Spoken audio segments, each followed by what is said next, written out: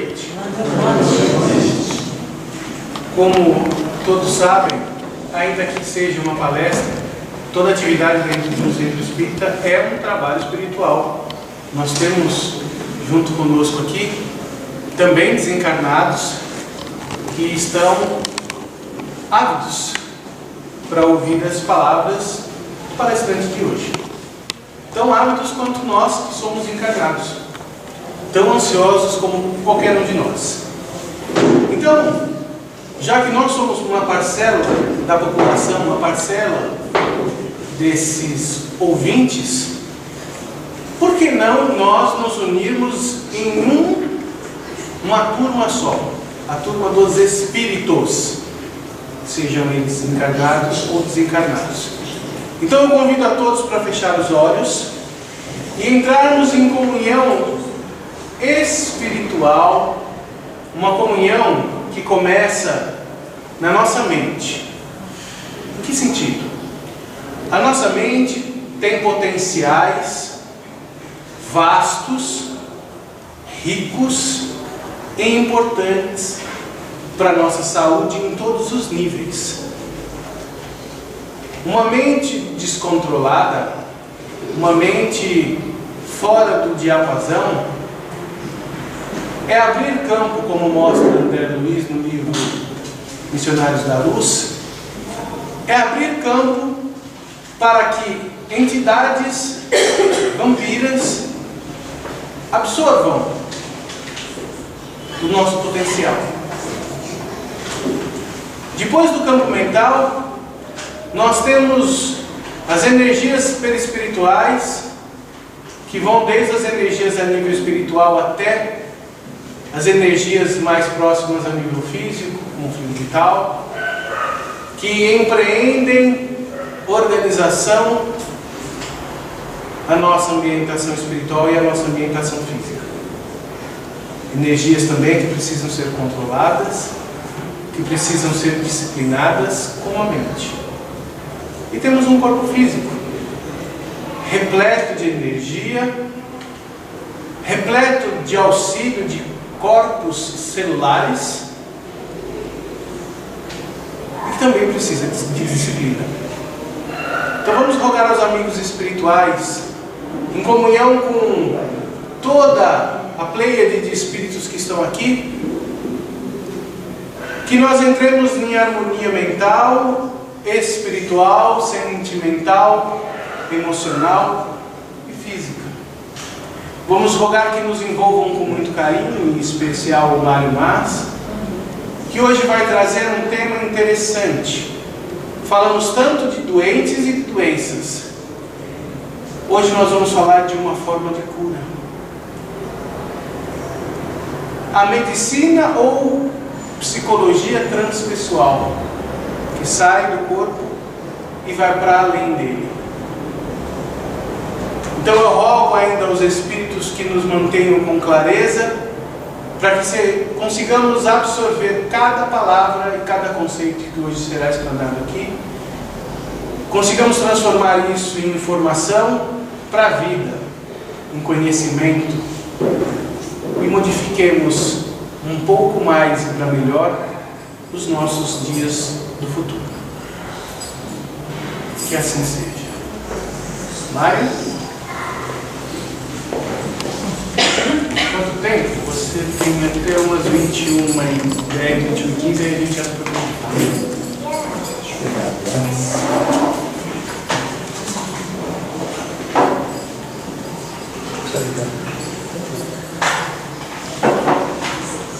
Mário, isso.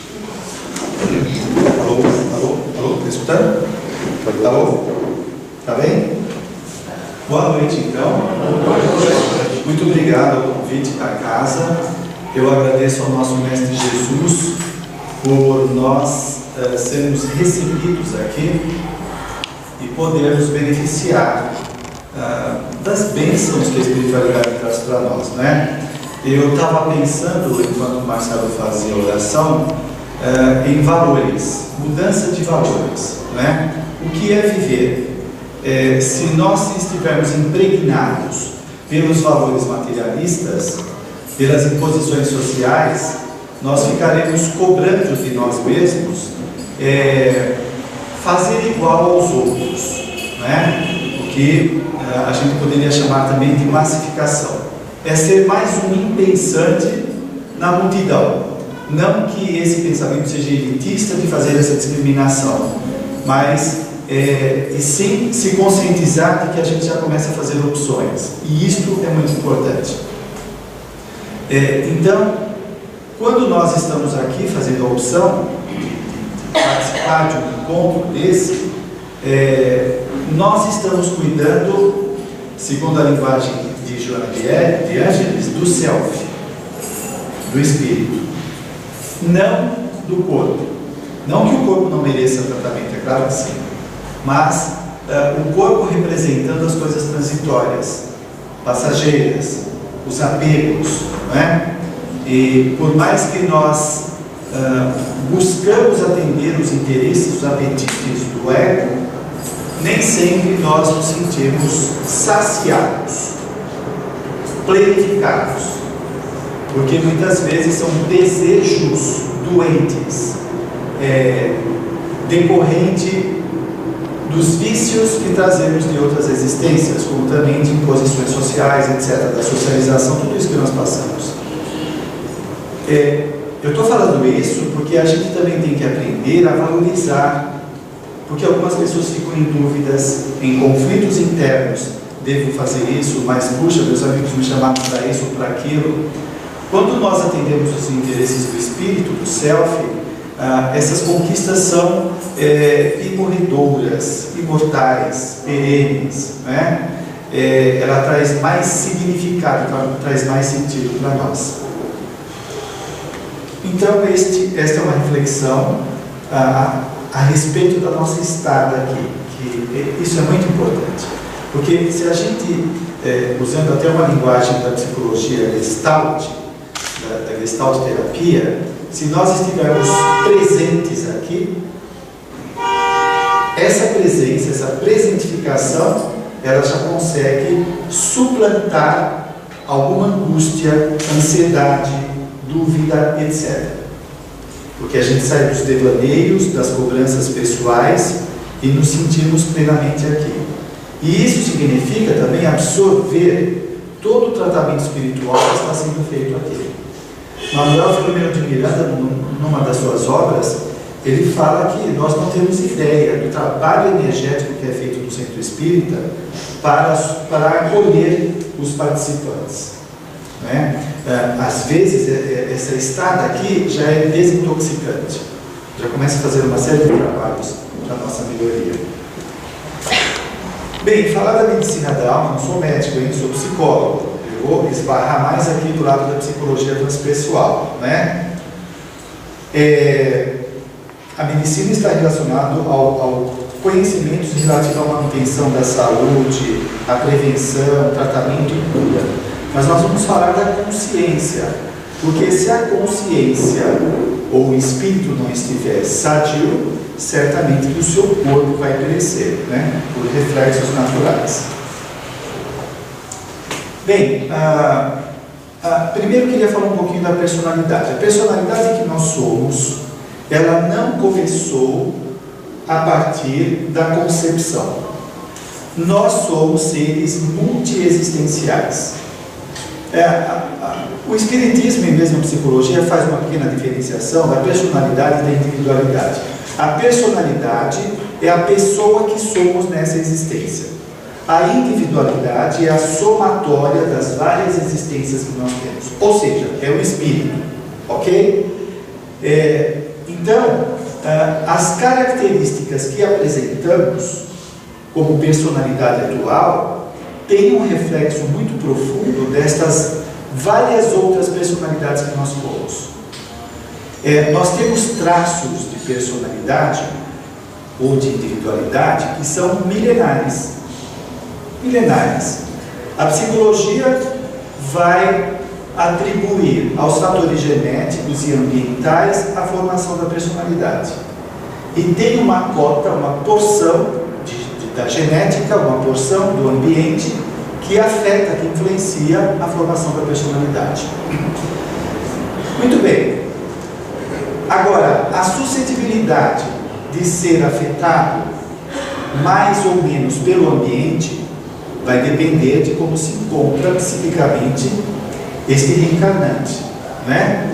Eu acho que aí já seria um gancho para a gente começar a refletir sobre uma série de comportamentos vitimistas que nós costumamos ter no planeta, sempre achando que nós somos as vítimas do ambiente, das pessoas, dos nossos pais, dos avós, de tudo, dos obsessores, né? Sem atentar nesta suscetibilidade que trazemos. Essa fragilidade ou esta força é resultado das conquistas anteriores. Então, a pergunta que eu faço é o seguinte: será que o ambiente é tão opressor em nossa cabeça, em nossa vida? Ou será que nós somos frágeis demais e aceitamos, engolimos, incorporamos essa opressão? Porque enquanto nós ficarmos fazendo essas projeções, né, que é atribuir ao meio exterior os motivos dos meus infortúnios, eu deixo de fazer o trabalho principal, que é a mudança pessoal. É eu que estou fragilizado, que estou quebrado, que estou doente, neurótico, e acabo sendo afetado pelo ambiente. E aí também cabe outra reflexão: por que reencarnamos nesse ambiente? Quando nós achamos que o ambiente é inóspito, hostil, por que será? Se a divindade tem as suas leis perfeitas, não foi por acidente que nós fomos parar nesses lugares inóspitos, hostis, etc. Certo? Cadê a nossa cota de responsabilidade nessa história toda? Enquanto nós não assumirmos como se diz, assumir a gestão da nossa vida, nós ficamos com essas projeções. Bem, o Dr. Bezerra de Menezes, eu vou me ater bastante nesse texto, porque ele é bastante elucidativo. Ele diz o seguinte: cada indivíduo é a história viva dos seus atos passados. Desligou? Foi a chave aí que eu bati aqui, coincidiu que cair a chave. Cada indivíduo é a história viva dos seus atos passados. O que nós somos hoje é a história viva do que nós fizemos anteriormente. A soma das suas experiências modela-lhe o caráter, as aspirações, o conhecimento e a responsabilidade moral. Olha que elucidativo para compreendermos mais a personalidade que somos. Então, repetindo, a soma das suas experiências modela o caráter, as aspirações, o conhecimento e a responsabilidade moral. Você é uma pessoa determinada? Você tem objetivos? Você é uma pessoa muito insegura, fica em cima do muro, evita enfrentamentos? Isso é genético? Isso é ambiental? Não. É o resultado das nossas experiências anteriores, que vai refletir em nosso comportamento. Não somos o resultado exclusivo da genética e do meio ambiente. Não somos. O perispírito, que é o corpo espiritual, ele se sobrepõe à genética. E aí a gente poderia falar de paragenética. Se existe o corpo dos nossos pais que tem a sua genética, que vai influenciar o reencarnante, nós, antes de nós entrarmos lá no corpo dos nossos pais, no óvulo, nós temos uma paragenética. O perispírito, ele está carregado de informações que vão ser impressos no óvulo, dando as conformações do nosso estado de equilíbrio e desequilíbrio. Olha que interessante isso, né?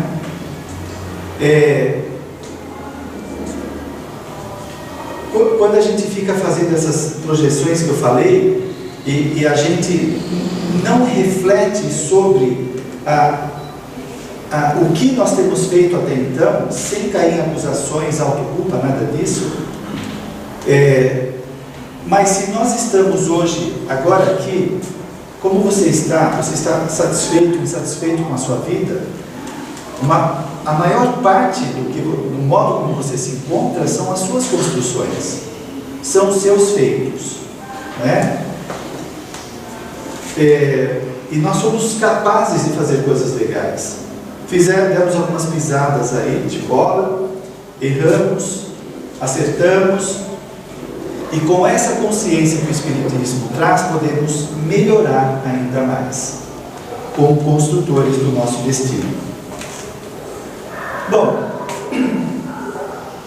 então o Dr. Bezerra fala que nós somos a história viva do nosso passado. A título de curiosidade, André Luiz fala que nós demoramos 1,5 bilhão de anos para chegar na idade da razão. E da aquisição da idade da razão até os nossos dias se passaram 200 milhões de anos. Isso quer dizer que nós temos mais ou menos 1,7 bilhão anos de idade. Você já pensou nisso?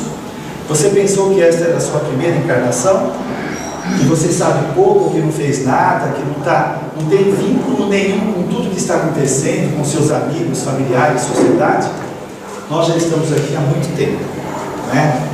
E toda essa história, todo este patrimônio, como diz o Espírito Militão Pacheco, esses valores enciclopédicos estão aqui dentro de nós.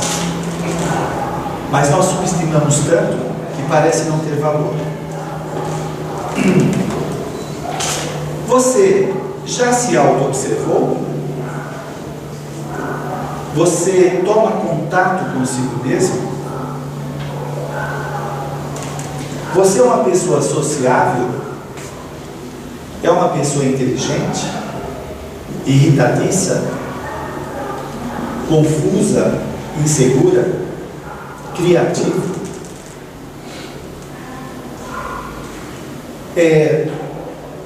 Você pode se sentir uma pessoa plenamente capaz de fazer determinadas coisas e ter sentimentos opostos. Você se sente capaz, por exemplo, todos nós queremos a felicidade, melhorar a personalidade, etc.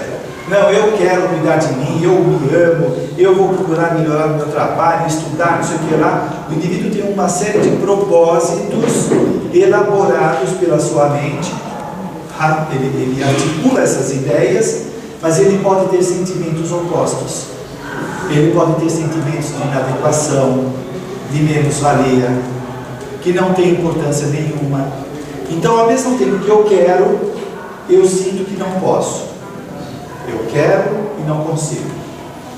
Por mais que eu me esforço, eu me saboto. Estas emoções, elas são as heranças do passado.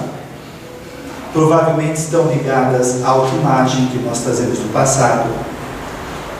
Então, olha que interessante esse conflito, porque a partir do momento que nós reencarnamos e somos socializados, nós incorporamos os valores culturais que de alguma forma mobilizam a pessoa a buscar o seu crescimento, melhoria, estudo, comprar o seu carro, a sua casa, viajar.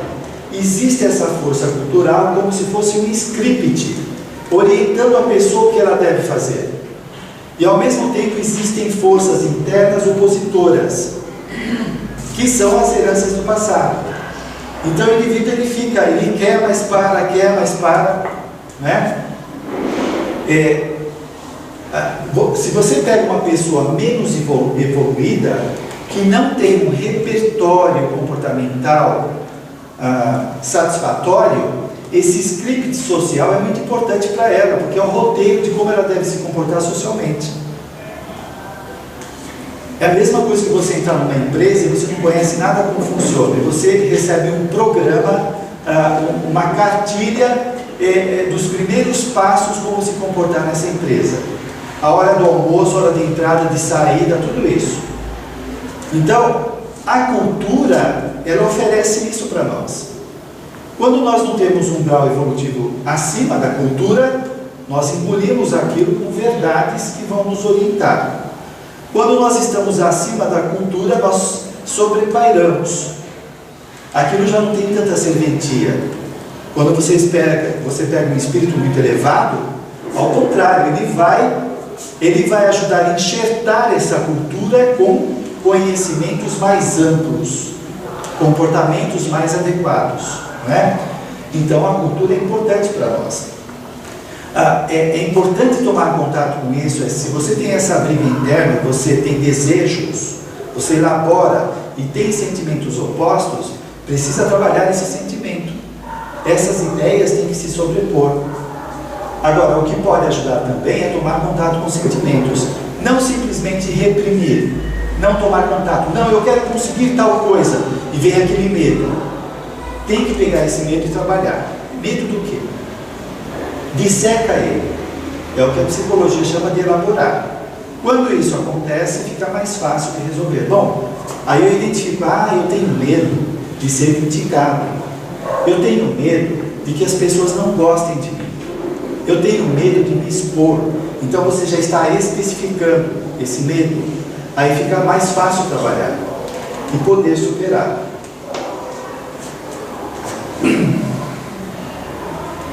Bem, aí o Dr. Bezerra, eu vou agora destrinchar o que ele fala, a soma das experiências modela-lhe o caráter. Nós vamos usar aqui o caráter como sinônimo de personalidade, tá? Bem, a soma, olha só, olha o que ele diz, a soma das experiências modela-lhe o caráter. Soma das experiências.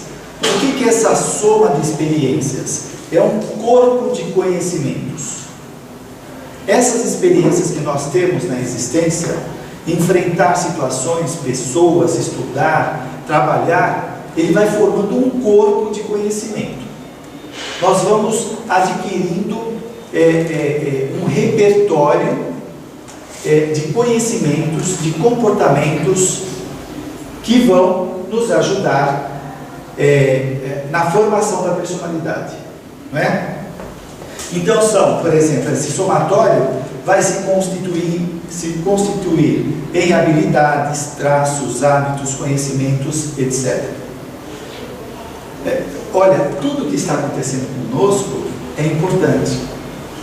Tudo está contribuindo para a aquisição desses conhecimentos que ficam em nós. E nós brigamos com a vida, desdenhamos as experiências difíceis, brigamos, nos opomos, não é? Então, será que isso é assimilado? Provavelmente não. Bem, a soma das experiências modela ali também as aspirações, diz o Dr. Bezerra de Menezes. Bem, então o indivíduo tem uma aspiração, ele tem um desejo de atingir alguma coisa. Isso pode ser útil, isso pode estar amarrado com as experiências anteriores, que ele sabe muito bem o que ele quer na sua existência, ele sabe onde ele quer chegar. É diferente de uma pessoa que talvez não tenha tido tantas experiências como essas e não aproveitou a sua existência, ou está tão carregada de conflitos interiores, de culpas, que ela não tem aspirações, que ela não sabe para onde ela quer ir. Então ela cai nessa massificação social. Ela é facilmente induzida a fazer aquilo que todo mundo faz. Ela não tem um plano, ela não tem uma meta, uma missão, né? E isso é angustiante para a pessoa. Está retratando o estado que ela se encontra. Ora, nós já sabemos a priori, por conta do Espiritismo, que antes de reencarnar houve uma programação reencarnatória. E nós saímos da vida espiritual com um plano. E onde está o nosso plano? O nosso plano agora virou o quê? Consumir aquilo que a propaganda propõe, fazer aquilo que o nosso amigo ou vizinho está fazendo, nós queremos fazer igual, e essa chama interior a gente deixa de lado, não atende, não vai atrás, essa vocação que nós possamos ter. A pessoa equilibrada, ela tem imagens mentais daquilo que ela quer atingir, não é? Existe uma clareza na mente da pessoa. Diferente da pessoa confusa, conflitada, que está com a mente bagunçada, e aí a psicologia fala que às vezes ela tem tantas introjeções. O que é introjeção? É aceitar aquilo que todo mundo fala. Vem um e fala, olha, não usa branco, usa preto. O outro fala, não, usa amarelo, não preto. Olha, não compra esse sapato. A pessoa faz tudo que os outros sugerem. É o que se chama de pessoa introjetiva. Então ela tem tantas ideias dos outros dentro da cabeça dela, que essas ideias dos outros fazem com que ela fique confusa e não saiba o que ela quer. É muito comum você perguntar para algumas pessoas o que você quer fazer, o que você gosta, ela não sabe. Ela não sabe. Porque tem muitas ideias opositoras dentro dela. Então, tem até um desejo, tem alguma coisa querendo algo, mas ela não toma contato com isso, por causa desse comportamento introjetivo. Aí a gente já vê que uma pessoa insegura, que tem conflitos, que ela não tem autoafirmação, não tem autoconfiança, não tem uma autoimagem legal, não tem autoestima boa. Então, olha só a confusão da cabeça. Aquilo que vem dos outros é importante, o que eu penso não é importante. Porque se eu me sinto inferior ou sem importância, o que eu penso, o que eu desejo é besteira. Eu tenho a impressão, isso é uma distorção cognitiva mesmo, que o que os outros estão fazendo é sempre melhor do que o que eu faço. E quanto mais o indivíduo atende os apelos dos outros, ele introjeta as coisas dos outros, mais desorganizado a pessoa fica, até ela perder a sua identidade. Aliás, qual é a identidade dela? Ela também não sabe.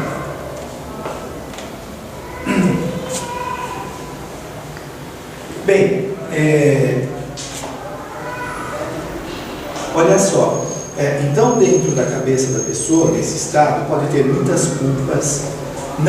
Olha, a culpa serve como advertência. Você pisou na bola, vamos trabalhar. Puxa, fiz isso errado, vou modificar, avaliar. Tem gente que fica tão inculcado com as culpas, que a culpa vai desorganizando a pessoa. Porque a culpa está carregada de imagens, de emoções, de energia. Esta culpa, digamos que a culpa é um programa. Esta culpa, junto com a imaturidade da pessoa, com os seus tormentos emocionais, gera um tormento terrível, que ela não consegue dar conta. Então, uma coisa pequena que ela fez errada tem um valor muito grande, muito grande. Ela superdimensiona aquilo que aconteceu e ela sofre muito. Não é isso que acontece com os espíritos que vão para o umbral? Eles ficam de tal forma desorganizados mentalmente que eles superdimensionam o erro que eles cometeram. Eles têm a sensação de que vão ficar eternamente no umbral. Está dando para escutar o microfone aí? Bom, você imagina também uma pessoa que na vida passada tenha desencarnado e feito um estágio numa região inferior, num umbral, por exemplo. As ideias que ficam na cabeça dela são atormentadoras, não é? Quando essa pessoa reencarna, ela vai ter reflexos daquelas imagens absurdas, aberrantes, refletindo, reverberando na sua cabeça atual. Então vão vir aqueles pesadelos, aquela apreensão, aquela angústia que a pessoa não consegue explicar. São os reflexos que vêm do inconsciente para o nosso consciente. E obviamente a pessoa fica atordoada diante dos acontecimentos. Quem quiser ler mais isso, veja no livro Memórias da Mediunidade, da Ivone Pereira. Bom, depois ele fala que a soma das experiências modela o conhecimento. Quanto mais nós vamos tomando contato com essas experiências, vivendo aquilo que a vida está nos oferecendo, né? Se foi programada a nossa reencarnação e nós estamos no meio mais adequado às nossas necessidades, é que neste meio tem recursos suficientes para a nossa melhoria. O problema é que nós nos opomos a eles, não aceitamos, brigamos e não assimilamos, não aprendemos aquilo que ele pode oferecer. Então Então, a soma dessas experiências que vai gerar esse conhecimento vai levar o indivíduo a dominar determinados conhecimentos. Vocês já ouviram falar daquele indiano Akriti Jaswal? Acho que é Jaswal. Então, veja só. Isso para ilustrar a questão da aquisição do conhecimento. Ele foi o mais jovem cirurgião do mundo. Ele começou a falar com 10 meses de idade. Aos 2 anos começou a ler e escrever, apenas olhando as páginas dos livros. Começou a ler avidamente tudo que chegava às suas mãos, qualquer coisa. Aos 5 anos começou a ler livros sobre poesia e peças de Shakespeare. Depois desenvolveu uma paixão precoce por livros de medicina, anatomia e cirurgia. Com 7 anos fez a sua primeira cirurgia, com 7 anos de idade. Da onde vem esse conhecimento? Da genética? Do meio ambiente, que era super pobre? Certamente que não. São as suas aquisições anteriores. Como a nossa compreensão do que está acontecendo hoje aqui em nossa vida é possível por conta das aquisições anteriores. Todo esse conhecimento que nós temos arquivado no nosso mundo interno. Então, nós somos conduzidos pelo passado, entre aspas. É claro que o consciente, a mente atual, tem que estar no leme da nossa existência. Mas se não estiver, se o indivíduo largar, abandonar a sua vida, ele repete os seus feitos passados. Outra coisa é que o nosso presente, ele já está criando o nosso futuro. Se nós estamos abandonando a vida, se nós estamos desdenhando os valores que nós temos, etc., o nosso futuro já está se formando com o desdém do presente, com as doenças que nós possamos formar em nós pelo mau uso do corpo, do nosso conhecimento, o abandono da existência em si mesmo, simplesmente fazer o que todo mundo faz e não buscar melhorar a sua personalidade. Então a pessoa já está esboçando uma personalidade problemática. Problemática porque ela vai carregar, através dos hábitos, dos condicionamentos, tudo aquilo que ela está fazendo hoje que é nocivo para ela. Não é? Quando o indivíduo sai do corpo e há uma expansão de consciência maior do que as restrições que nós temos agora, o indivíduo se dá conta da importância que é a sua existência. E aqui nós desdenhamos. Então, quando ele toma contato com essa consciência e viu que perdeu muito tempo de bobeira, de besteira, de ir atrás do bico dos outros, aí vem a culpa, vem o arrependimento. E aí a pessoa sofre. Né? Joana de Ângeles diz: todos se encontram conduzidos, de certo modo, pelas reminiscências inconscientes, que ressurgem como tendências, aptidões, idiosincrasias, que são características pessoais próprias, interesses ou indiferenças que induzem a seleção de comportamentos, profissões, realizações. Então, uma boa parte do que está acontecendo conosco hoje são esses reflexos do passado que é forte em nossas vidas. Então, olha só, será que algumas oposições que você tem na sua vida, será que são realmente de pessoas, do seu chefe, de algum parente, ou é uma dificuldade sua de lidar com aquela pessoa? Será que realmente o obsessor ele é tão onipotente, onipresente, que ele fica no nosso encalço 24 horas? Ou será que nós nos auto-obsediamos? Será que os reflexos dos pensamentos do passado, pensamentos pessimistas, negativos, covardia, medo e insegurança, será que esses reflexos do passado não vigem tanto em nossa personalidade, que parece que são problemas exteriores e estão todos aqui dentro? Aí a questão, o problema da falta do autoconhecimento. nós ainda não sabemos o que se passa aqui dentro. Não temos ideia. Nós temos algumas notícias de nós. De vez em quando nós ouvimos alguém falar de nós, aí a gente, puxa vida, não tinha pensado nisso. Porque autoconhecimento, autoobservação, ainda nós não fazemos. Né? Se fala tanto de conhece-te a ti mesmo, né? O que o Sócrates encontrou lá como chama?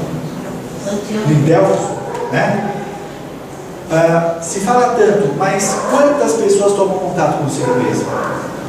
Eu acredito que o autoconhecimento começa a acontecer quando a pessoa começa a amadurecer, entrando naquilo que o Jung vai chamar de individuação. Até aí o indivíduo está preocupado com a sua grana, com o seu corpo, com a academia, com comida, com passeios, etc, etc. São as necessidades superficiais, periféricas. Existe uma indústria da alienação e do lucro, né, ganhando com isso. Quando a pessoa começa a amadurecer e ele começa a cair a ficha, né, que tudo aquilo já não tem mais importância, que todos esses desejos de consumo ele não consegue aplacar questões internas. Então aí a pessoa começa a se autoconhecer, e é a tal da individuação que o Jung fala. E ele diz que isso começa mais ou menos depois dos 40 anos, 35, 40, 45 anos, né? É uma hipótese. Bem, então Joana de Angelis fala que nós somos conduzidos pelo passado. E o psicólogo James Hollis, que é um junguiano, ele vai dizer o seguinte: aquilo que está inconsciente tem grande poder em nossas vidas. Pode realmente fazer escolhas por nós e com certeza tem construído de maneira implícita os padrões de nossa história pessoal. Aquilo que está inconsciente está dirigindo nossa vida. Enquanto nós não nos conhecemos, gente, quantas coisas nós fazemos que nós não temos consciência que existe uma ideia introjetada, um comportamento anterior que está fazendo o indivíduo fazer escolhas, né? Eu vou dar um exemplo que eu sempre dou. Se você teve um trauma 10 anos atrás, você passou uma grande privação, uma humilhação, uma grande perda, uma dor muito grande, seja lá o que for, aquilo te traumatizou, machucou, você ficou desorganizado, não conseguia gerir a sua vida. O tempo passa, aquilo fica esquecido e hoje você está aqui. De repente você está assistindo televisão e na televisão passa um assunto semelhante àquele trauma que você teve há 10 anos atrás. O que acontece? A pessoa se desconcerta, ela começa a tremer, começa a ficar angustiada, suada, tendo a sensação que vai acontecer alguma coisa, ela não sabe o que é. Aquele trauma de 10 anos atrás foi evocado, foi acordado. Isso quer dizer o quê? Que aquilo que está no inconsciente comanda a vida dele no presente. Deu para entender essa ideia? Mesmo? Agora vocês imaginem que nós temos milhares de vidas passadas não resolvidas que estão no nosso inconsciente. E nós recebemos estímulos constantemente relacionados com esse mundo interno que nos desconcertam em várias situações. Você assiste uma televisão, alguém está falando de sexo, é um ponto fraco seu, desestabiliza. Está conversando com alguém fala que, não sei, fez uma viagem que você queria e você tem uma frustração interior de não ter feito a viagem, você se desconcerta. Então são várias coisas que podem ser os estímulos, os gatilhos que vão evocar no nosso mundo interior esses desconcertos da personalidade. Lembra no livro Nosso Lar que a Laura e o marido dela fizeram uma regressão de 300 anos, eles conseguiram 300 anos de memória integral para trabalhar essas memórias, resolver as pendências, porque aí eles se tornam mais senhores de si mesmos. Nós não somos senhores de nós mesmos. Porque estas pendências causam restrições, tormentos, insegurança, medo, que a gente não consegue definir, identificar, decodificar.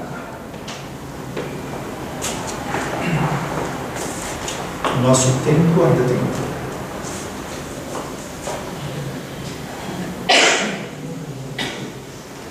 Tudo bem até aqui? Bem, sugiro que vocês leiam o livro Temas da Vida e da Morte, do Manuel Filomeno de Miranda, que é excelente falando de comportamento. Ele vai dizer algumas coisas que eu vou fazer um paralelo entre prova e acidentes. Então ele fala: saúde e enfermidade, beleza e feiura, altura e pequenez, agilidade e retardamento, como outras expressões da vida física, procedem do espírito que vem recompor e aumentar os valores bem ou mal daquilo que ele fez no passado, né? Então veja, isso que ele está expondo aqui, para nós muitas vezes é refletido como decorrência de acidentes naturais, quando a pessoa não se aceita, né? Eu sou alto, eu sou baixo por causa de algum acidente natural, na formação, etc. Como se a casualidade regesse as nossas vidas. E o que rege é a causalidade, é a lei de causa e efeito, né? Como? Qual parte? Quem está falando? Um braço para eu ver, por favor. Para repetir a frase. Tá. Então, ele diz aqui, deixa eu esperar aqui, umas horas eu acerto, outras não.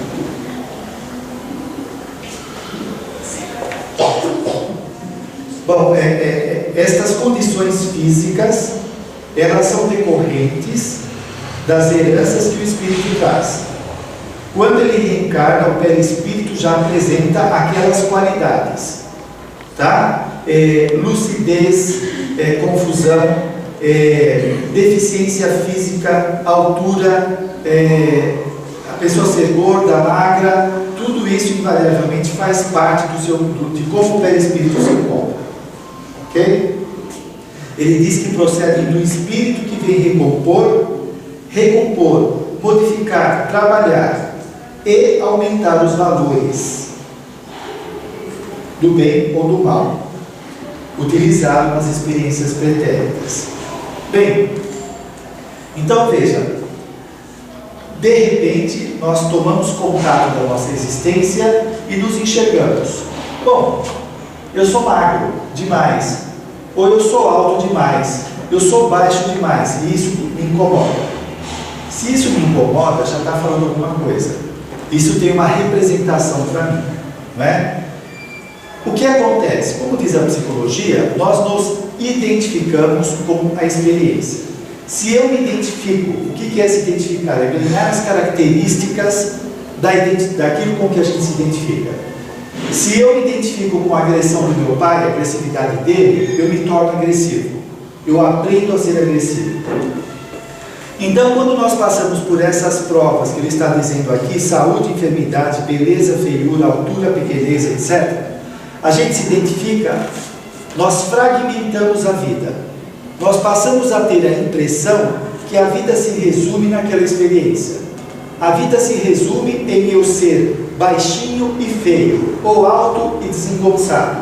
Eu me identifico com aquilo. A vida parece se resumir nisso. Quando o indivíduo então faz essa identificação, a vida perde o sentido, porque a vida parece se resumir naquela situação que ele está vivenciando. Ele confunde o meio com o fim. Aquilo, a prova, é um meio para atingir um fim, que é a superação dos limites, que é a evolução. Então ele confunde. A vida fica sem significado. Quando nós resgatamos o significado e percebemos que altura, feiura, beleza, pobreza, riqueza é uma prova para me enriquecer como espírito, então a vida passa a ter significado. É suportável passar por aquela experiência, sabendo que ela tem uma finalidade, que ela tem uma função. Ela não é um acidente do acaso que apareceu na minha vida, mas é uma bênção que está me resgatando. O ego, ele vai ver aquilo como um fracasso, como a anti-existência. O self, o espírito, vai ver aquilo como a redenção, como a superação. Percebe a diferença? Aí nós também refletimos que muitas vezes nós sofremos por ignorância, por não compreender o que está acontecendo.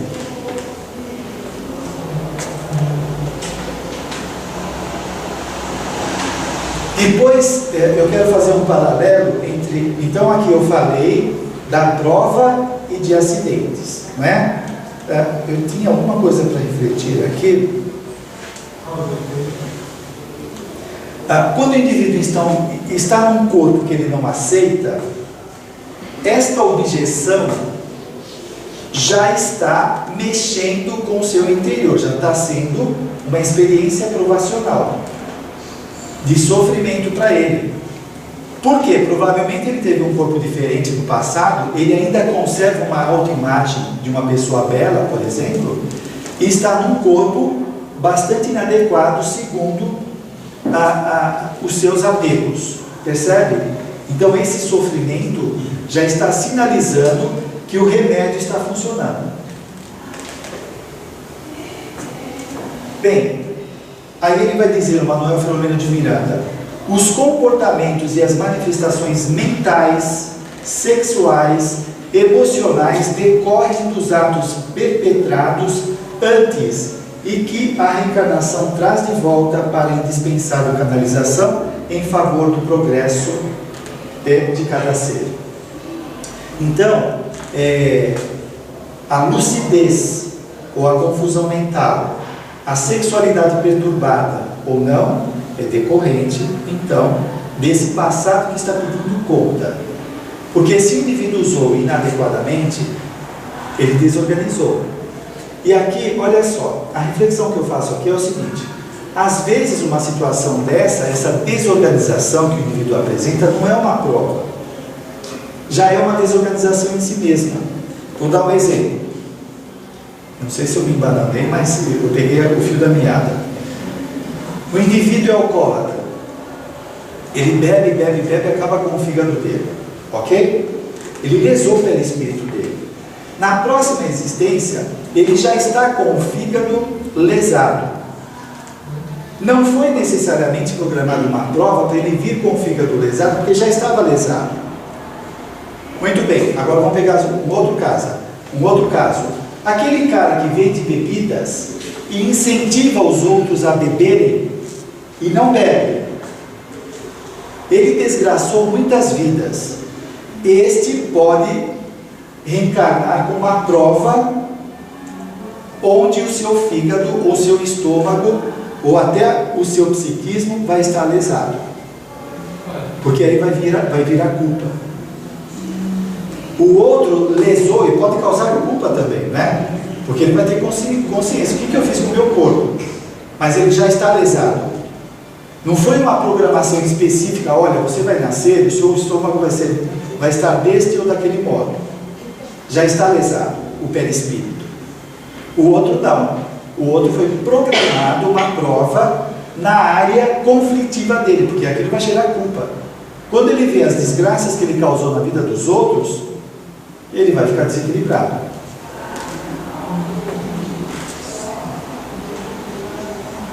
Deu para entender?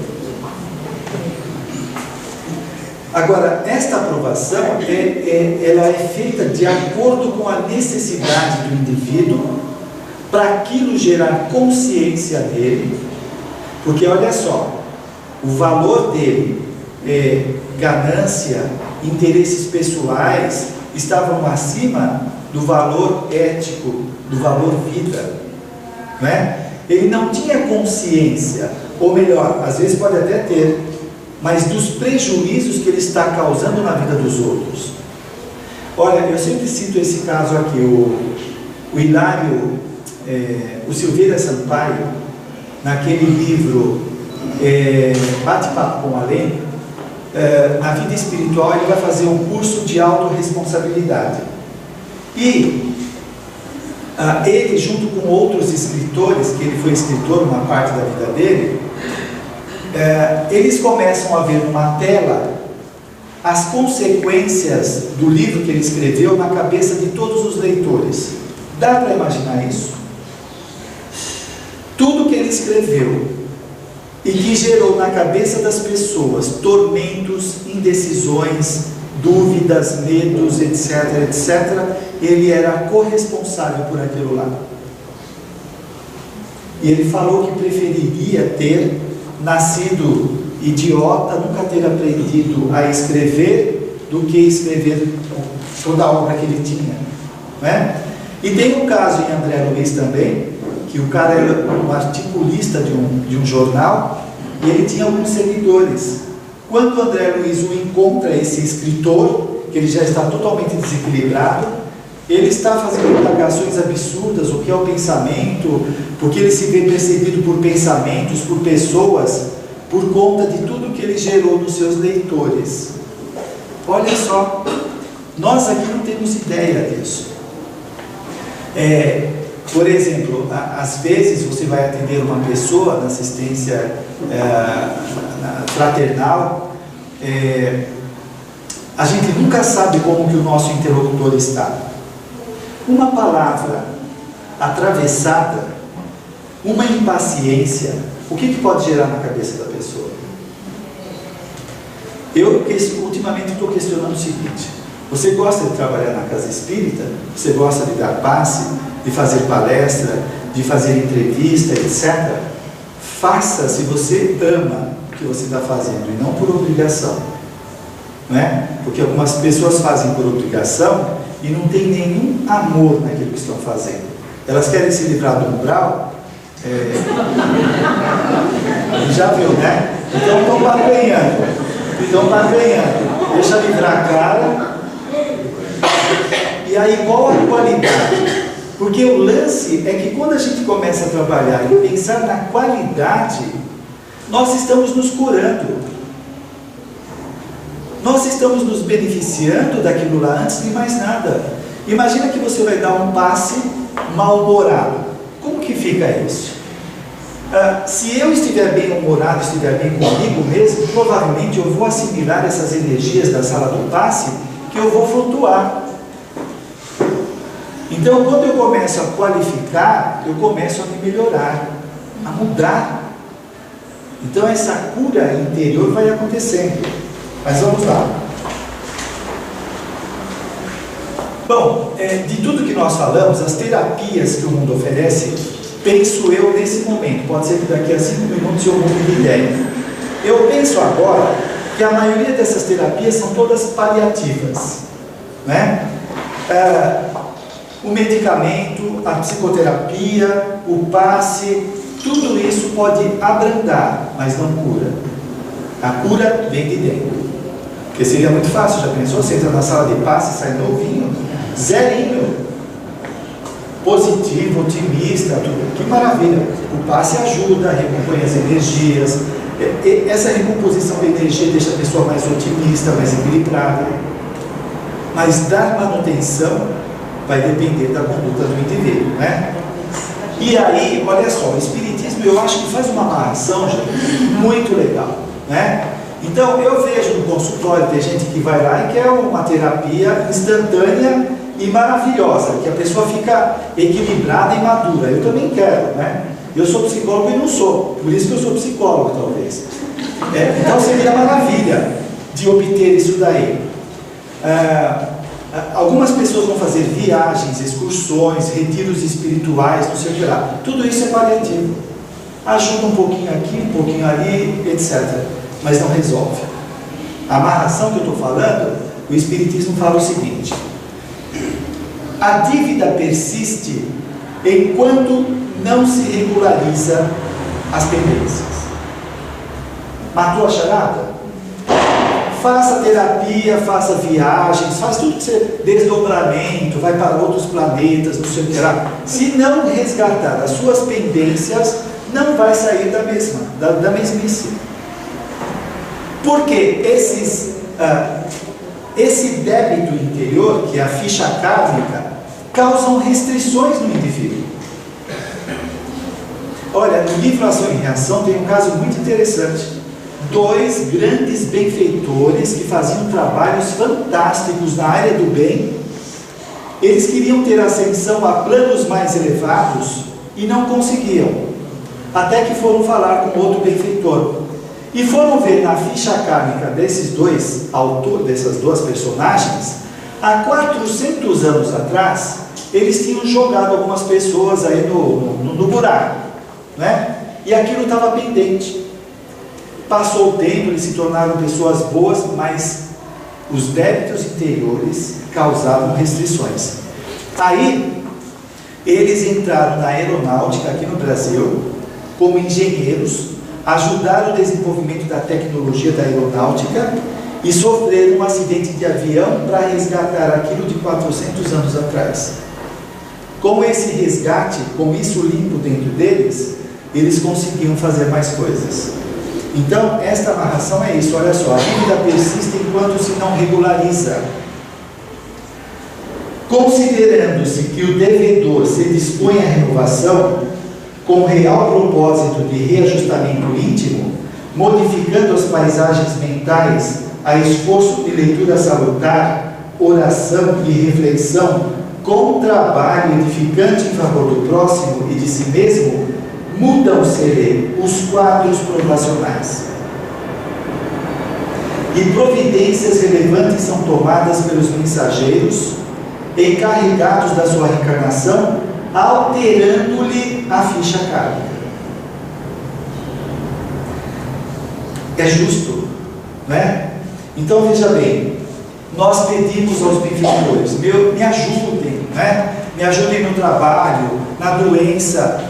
Tudo bem, nós temos que pedir, mas nós temos merecimento? Às vezes eles não podem ajudar. Por quê? Ele dá saúde para a pessoa detona a saúde, porque ela não sabe usar saúde ainda. A pessoa tem que ter merecimento.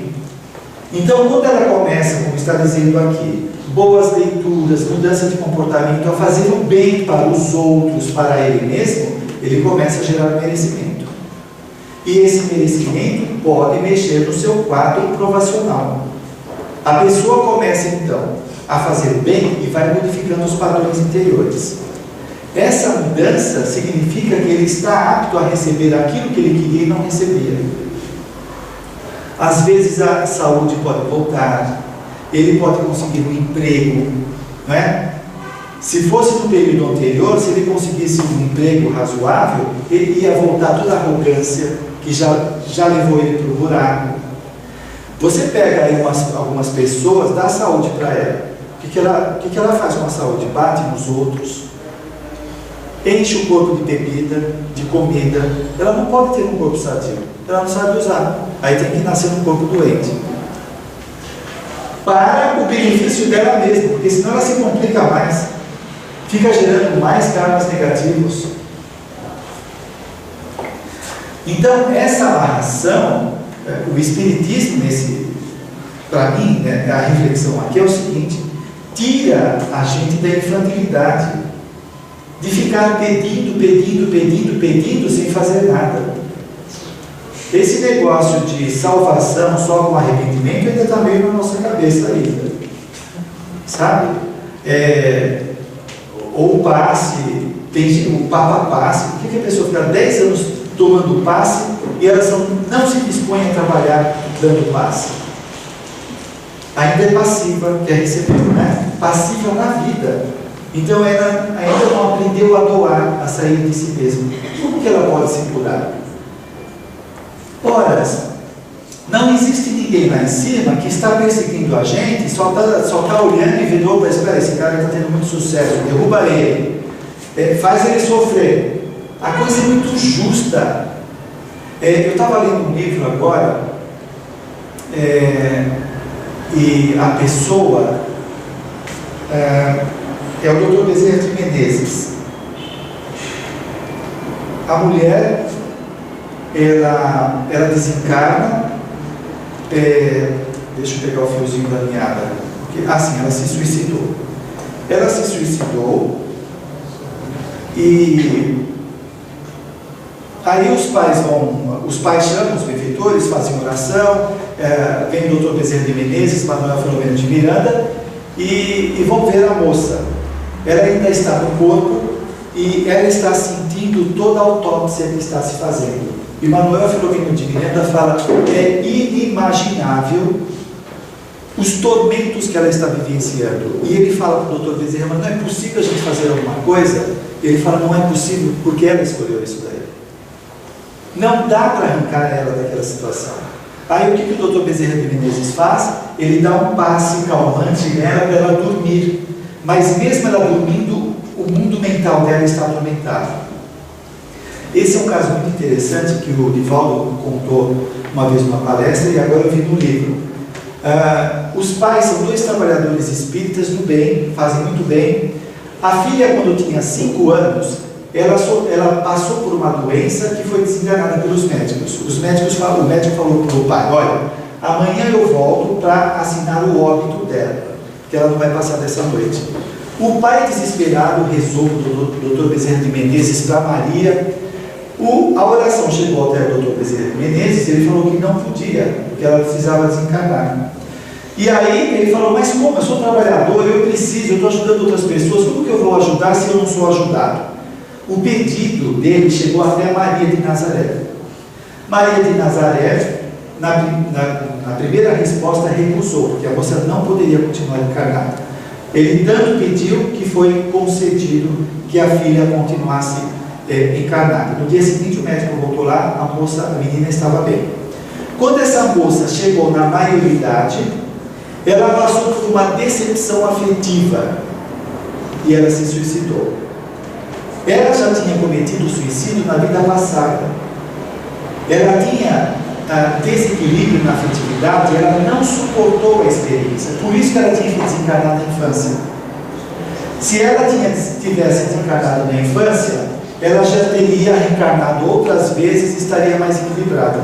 Então ela não estava preparada para ficar no corpo físico. Então veja, nem sempre a gente sabe o que é bom para nós. Às vezes é necessário algumas coisas, só que a gente não alcança. Bem, Marcelo, nosso tempo já 5 minutos. Então vamos lá. Então eu falei aqui da ficha kármica. Eu falei em determinado momento, nós temos que aprender a nos desidentificar da doença, da prova. Joana de Ângeles fala muito nos livros dela de identificação e desidentificação com o ego e o self. Se eu estou identificado com o ego, eu estou apegado, eu tenho que aprender a me desidentificar, desapegar, e me identificar com o self. O self é o espírito. Quando nós estamos identificados com o espírito, nós temos uma consciência diferente diante das provas da vida.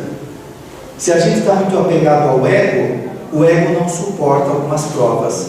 Ele acha que é fracasso, perseguição, ele se menospreza, se desvaloriza, subestima, etc.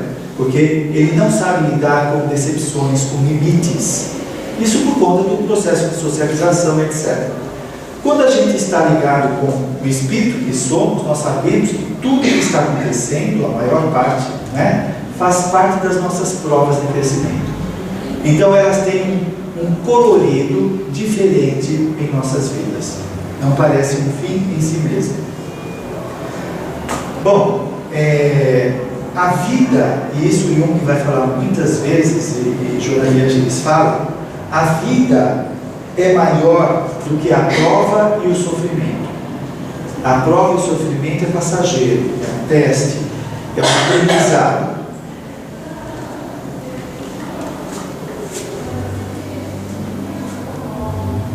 Bem, a proposta do Espiritismo também para o indivíduo trabalhar essas mudanças internas nós encontramos no Evangelho segundo o Espiritismo, naqueles dois ensinamentos: amai-vos e instruí-vos. Amai-vos já significa o indivíduo sair do egoísmo, do egocentrismo, da infantilidade de querer só receber dos outros e começar a doar, a se expor, a se envolver com o outro, a gerar simpatia, empatia, alteridade, compreender a singularidade do outro. Essa prática do amor, então, faz com que o indivíduo comece a sair desse mundo fechado, desse ensimesmamento, e encontrar a vida que está no outro também. Aí ele começa a se perceber mais ainda. E esse instruir-vos é sair da ignorância. Talvez nós estamos vendo muitas ameaças na vida, muitas perseguições, muitos problemas, por causa da visão distorcida. Quando nós nos instruímos, e isso significa várias coisas, não é só ler livros, mas é vivenciar, materializar aquele conhecimento em ação, o indivíduo se dispor a modificar o seu interior, então ele começa a caminhar para aquilo que Jesus propôs de ver, de ter olhos de ver, de começar a enxergar e não ver tantos tormentos. Gente, a psicologia deixa isso claro. Uma boa parte dos tormentos que nós estamos vendo lá fora são projeções, são tormentos interiores. A pessoa tem uma impressão nítida, ainda ela se diz: eu sou objetivo, olha aqui, a coisa está acontecendo. Só que ela não percebe que o valor que ela dá para aquela situação é maior do que a situação, por causa dos seus tormentos. Quando ela começa a perceber isso, ela valoriza menos essas coisas externas e começa a dar mais valor em si mesma, a perceber que aquilo tem uma função no seu crescimento. Então, esses dois ensinamentos, amai-vos e instruí-vos, e a caridade, fora da caridade não há salvação, fora da prática do bem não há evolução. Quando eu começo a fazer o bem, eu começo a mudar o meu mundo interior. O livro Mecanismos da Mediunidade, André Luiz chama de tempo de evolução, aquilo que a vida já nos deu. O que a vida já nos deu? A vida. Como? A vida. A vida, o corpo, a família, a sociedade, a cultura, a escola. A vida já nos deu isso. Ele chama isso de tempo de evolução. E ele fala que o outro componente do progresso é o tempo de esforço pessoal na construção do bem. Tempo de esforço pessoal na construção do bem. O que é isso? É aquilo que eu dou para a vida. Então, nós não crescemos só recebendo. Nós precisamos dar. Olha que interessante isso. Tempo de esforço pessoal na construção do bem. Então, o que nós estamos dando para a vida? Ao nosso redor. Esse livro de Joana de Ângeles, Psicologia da Gratidão, numa das partes lá, ela fala do agradecimento a tudo. Aliás, quem conhece a Louise Hay? Alguém conhece a Louise Hay? Ela costuma fazer muito esse trabalho de agradecer a tudo, não é? Então, Joana de Ângeles diz isso: agradecer aos nossos pais, à nossa família de modo geral, aos nossos empregadores, ao nosso corpo, aos nossos órgãos, às nossas células. Tudo é muito importante, são concessões da divindade para a nossa melhoria. Então, é aprender a fazer isso, porque estamos recebendo bênçãos e queremos mais. E nem conseguimos dar conta de tudo isso que já está acontecendo. Por isso precisamos ter os olhos de ver, não é? Bem, é isso. Eu agradeço a atenção de vocês. Depois, se alguém quiser fazer algum comentário... não tem as perguntas, né? Tá certo. Muito devagar. Está com pressa? Temos 80 pessoas aqui, então... E temos 15 minutos para perguntas. Quem tiver pergunta, eu pedir que levante a mão, que fique de pé, porque eu vou passar o microfone para todo mundo poder ouvir. Só que a gente vai ter que limitar uma pergunta no máximo por pessoa, senão meia-noite vai ser pouco. Alguém tem alguma pergunta? Vamos lá. Fique de pé, por favor. Quando o senhor senhor está falando nesse conflito que a gente tem de querer no poder, como a gente consegue saber que tem que zerar? Como que a gente consegue saber que a gente pode zerar isso daí? Olha, se a gente pensar que nós estamos aqui para evoluir, tudo isso tem que ser superado, não é? Às vezes pode ser um freio necessário para que a pessoa não descambe mais ainda.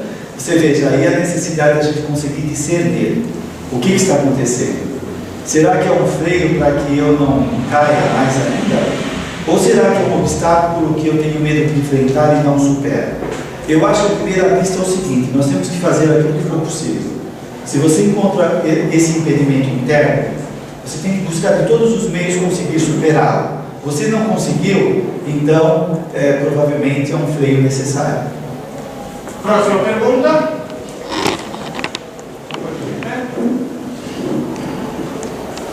Não sei se vou lembrar, mas na Júlio Verne, quando ele desencarnou, ele volta a Marte. Acho que o livro é A Segunda Morte. E quando ele volta novamente, orientado sempre, ele volta para a França e ele encontra o Baudelaire. E ele chamou muita atenção o comentário do Baudelaire dizendo que você por aqui, o Baudelaire diz: eu voltei para orientar meus alunos, a maioria deles se suicidaram. Ele voltou para orientar os alunos, E a maioria dos alunos deles se suicidaram. por causa da obra dele. Da obra Einstein. E olha, não vamos esquecer que às vezes você pega um livro de um autor aí, aquele médico que ensinava a eutanásia e tal, ou outros, qualquer indução, às vezes pode ficar séculos na sociedade e aquilo fica repercutindo no autor. Então imagina o trabalho dele para limpar todos os erros, as besteiras que ele fez. Se me permite, mas a gente não pode esquecer que o pensamento é vida e ele interfere no fluido cósmico universal, cria as famosas formas de pensamento e elas vão atingir o objetivo. Sim. Né? É disso que está, vamos assim dizer, energeticamente o Mário Márcio está comentando. Mais perguntas? Boa noite, Mário. Boa noite.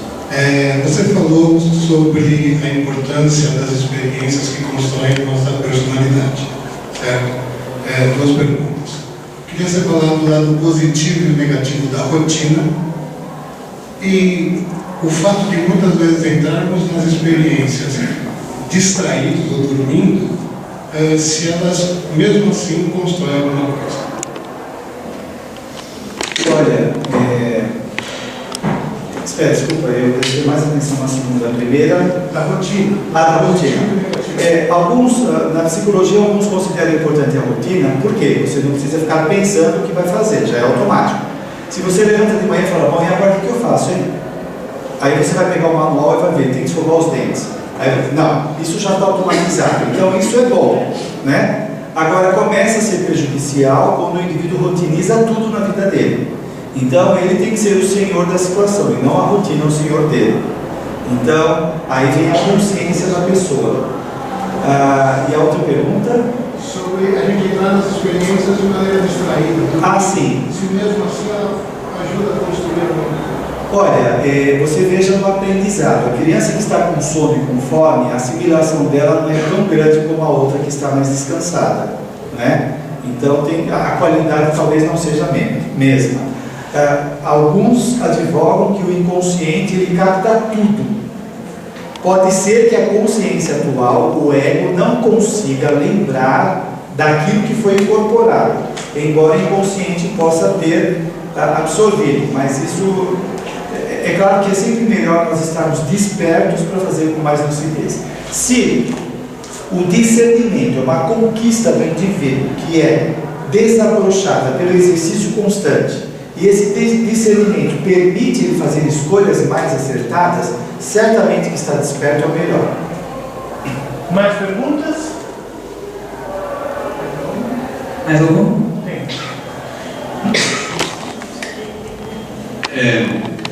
Que a gente chama de dom. Eu vim com um dom. O cara tem um sujeito que tem facilidade para escrever, para esculpir, para desenhar, enfim. esses dons que eu nessa encarnação tenho, vamos dizer assim, autorização para ter acesso, ele é um leme para que eu siga o meu destino profissional, sei lá, na vida? Ele pode ser, só pegando a questão do dom em si mesmo, ele é o resultado de esforços anteriores, né? O dom é um esforço que o indivíduo tem, o dom para tocar piano, o dom para cantar, isso daí são esforços anteriores, não é uma coisa que a personalidade tem do nada. Agora, essa tendência ou aptidão que a pessoa apresenta pode ser um roteiro, pode ser uma sugestão para a pessoa.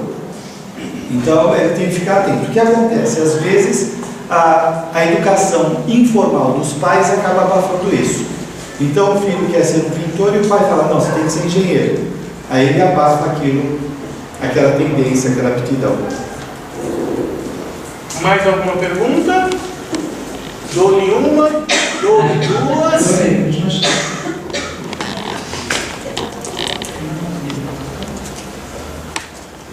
Bom, primeiro a gente agradece a presença do Dr. Mário Mas, que nos esclareceu a importância do comportamento do pensamento em relação à nossa saúde. Segundo, eu vou pedir para ele fazer o sorteio do livro. O livro está aqui, Reforma Íntima Sem Martírio, que ao final ele ainda vai psicografar uma mensagem, como todos que vêm aqui, ainda que seja uma mensagem anímica. Vamos ver, tem que escrever algumas psicografias aqui na lista. 40. Aí é mamão com açúcar, né, Eliane Munhoz? Dona Eliana. Você é 80 e pouco, então. Minha mulher ganhou, bicho, nós estamos de como aniversário. Sim. Pode deixar. Sim.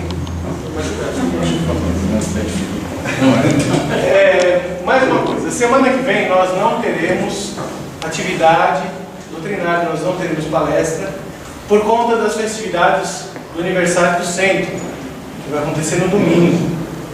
Então todos estão convidados, vai ser aqui no Guapira, na parte da tarde. Se eu precisar de alguma informação, pode pegar com a gente aqui, pode entrar no site do centro ou no blog. O blog é www. Seismael. Não, o blog é blog6mael.com.br. Isso. E lá tem informações sobre as festividades. A gente agradeceria muito e contaria muito com a presença de todos, porque são 50 anos de atividade espiritual no plano terreno. Não é pouca coisa, levando em consideração que o Espiritismo veio em 1857. Então, é quase um terço do tempo. Seria muito interessante que vocês pudessem, junto conosco, comemorar essa data. A partir da 1h30, no Clube Guapira, tem cartaz aqui embaixo, tá? Então qualquer coisa, tem endereço, tudo bonitinho, não apareça. Vocês precisam de voluntário para ajudar na organização, fazer alguma coisa? Tá, procura a gente no final, tá ok? Bom, precisamos encerrar a nossa atividade, então eu vou rogar a todos de novo que fechem os olhos e agora entre em contato primeiramente com o seu eu interior, o self. Vamos deixar um pouquinho o nosso ego de lado, vamos entrar em contato primeiro com o nosso self, abrilhantarmos pela questão da nossa vida, e em contato com o nosso self, vamos procurar o self de outros espíritos, ou seja, nós vamos procurar os nossos mentores, os nossos amigos da espiritualidade, que aqui presentes nos envolvem com muito carinho, nos envolvem com aquela energia gostosa, com lembranças de sentimentos bons, com lembranças de situações agradáveis, aquela viagem que a gente teve e que nos repôs as energias, onde a gente aprendeu muito, ou que a gente se divertiu bastante, e de posse desses sentimentos, dessa emoção, dessas lembranças, nós vamos em primeiro lugar vibrar em favor dos pais. Por quê? Porque amanhã é dia dos pais. Mas quais pais?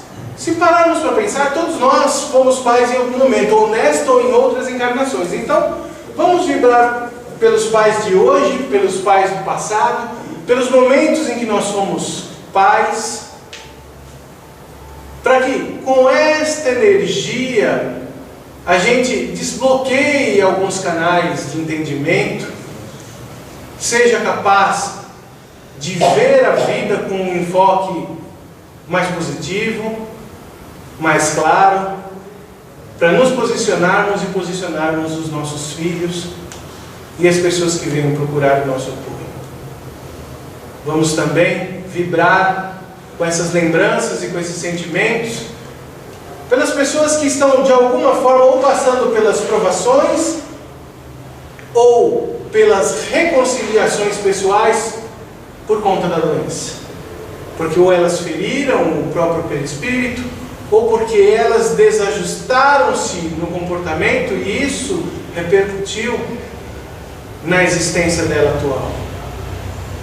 Que esta oportunidade, que as energias da espiritualidade nossa que estamos vibrando, permitam a essa pessoa se reequilibrar, atingir novos padrões e uma nova felicidade. Vamos vibrar por aqueles que ainda têm o pensamento um pouco tolhido por preconceitos, por erros, pela culpa ou por medo. Enfim, por todos aqueles males psíquicos, espirituais que atormentam as pessoas. Que elas sejam capazes de crerem que este momento é passageiro, que não existe mal eterno, e que nós temos um Criador, Deus, que é Pai, que vela e que zela por nós, que deseja o nosso bem, e que o nosso bem muitas vezes exige sacrifício e correções. Vamos vibrar também pela espiritualidade da casa, por cada um dos mentores, dos trabalhadores, dos tarefeiros físicos e espirituais, os que estão hoje, os que tiveram no passado, nesses 50 anos de existência, que a espiritualidade com carinho toque cada um deles, que leve paz, que leve conforto, que leve a nossa boa lembrança, que leve o nosso carinho. Por fim, vamos vibrar uma rosa bem linda, fulgurante, e que a espiritualidade leve essa rosa, repleta dessa energia, aonde nós talvez esqueçamos de ter pensado. Há aqueles que possam estar precisando desta energia, porque a visão deles é mais clara que a nossa. Os horizontes são mais expandidos, e a capacidade deles com certeza é maior que a nossa.